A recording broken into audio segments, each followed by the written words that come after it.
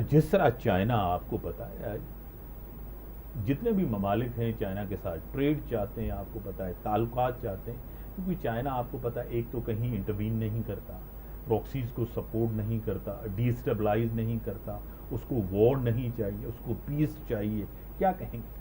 देखिए, ये जो सुपर पावर बनने की जंग है, जो ट्रेड की जंग है, जो बिजनेस की जंग है, वहाँ पर चाइना अपनी फुटप्रिंट आगे बढ़ा रहा है। और जाहिर है कि जब वो फुटप्रिंट यहाँ इस रीजन से निकल के, एशियन रीजन से निकल के आ रहा है, तो उसने पाकिस्तान को देखा कि यहाँ से वो कितना प्रॉस्पेरस हो सकता है। पाकिस्तान के लिए भी अच्छा होगा, उनके लिए भी आसानी होगी।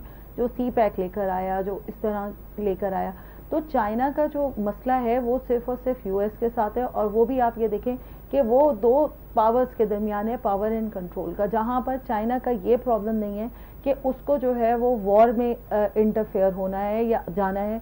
उनकी इंडिया के साथ जो बॉर्डर्स पे टेंशन्स हैं जो रही है वहाँ पर, या जो उनके सेक्टर्स पे रहती है, लेकिन उसके अलावा चाइना वहाँ इंडिया के साथ इंटरवीन नहीं करता। पाकिस्तान के साथ जो उसके मामलात हैं वो बहुत ज़्यादा अच्छे हैं। ये है प्रॉब्लम इंडिया का, ये है मसला।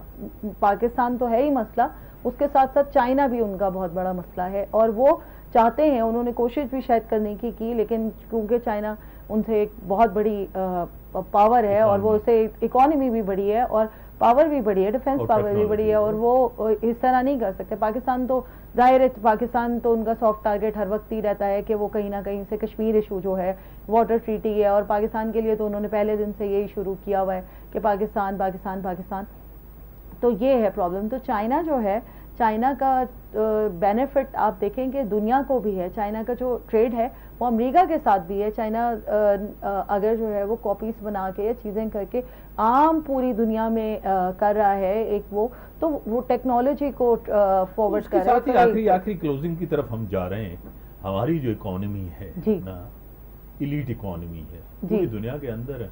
अब बड़े लोग, बिजनेसमैन, इलीट क्लास टैक्स देता है, मिडिल क्लास के ऊपर, गरीबों के ऊपर खर्चा। यहाँ मिडिल क्लास और नीचे वाले तबके से जी। टैक्स लेकर बड़े लोगों के ऊपर खर्चा किया जाता है। ये जो इलीट इकोनॉमी है, आपको पता है, क्या कहेंगे इस बारे बदकिस्मती है हमारी मीर साहब, इसको बहुत बड़ी बदकिस्मती है। क्योंकि हमारा प्रॉब्लम जो है ना, जब तक हम ये मामला ठीक नहीं करेंगे ना, इंटरनली हमें करना पड़ेगा। क्योंकि जो हमारा टैक्स नेट का इशू है वो ये है कि हमारी जो फेडरल गवर्नमेंट है, जो पीएमएलएन की है, वो ताजरों पे टैक्स नहीं लगाती। क्योंकि उनका जो वोट बैंक है वो ताजर है, तो वो उन पे नहीं लगाती।